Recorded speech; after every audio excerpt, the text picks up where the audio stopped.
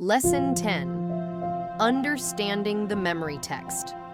Let's reflect on our memory text from 1 Corinthians chapter 10, verse 11.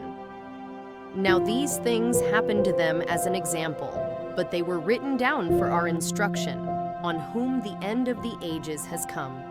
This single verse teaches us a profound truth, that Old Testament stories are more than just history. They are God's personal teaching tools for us today. First, these things happened to them as an example.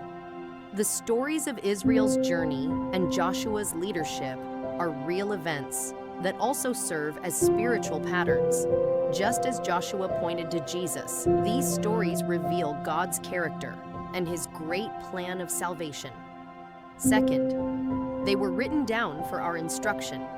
God intentionally preserved these stories, specifically to teach future generations. The experiences of faith, of victory, and even of failure in Joshua's time help us understand how to follow God today. And finally, on whom the end of the ages has come. These ancient lessons carry a special urgency for us living in the final days of Earth's history. The spiritual battles and the promises in Joshua's story directly apply to our walk with Christ right now. So, what does this mean for you?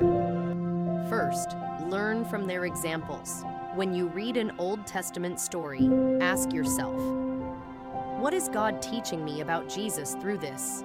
Then, apply their lessons.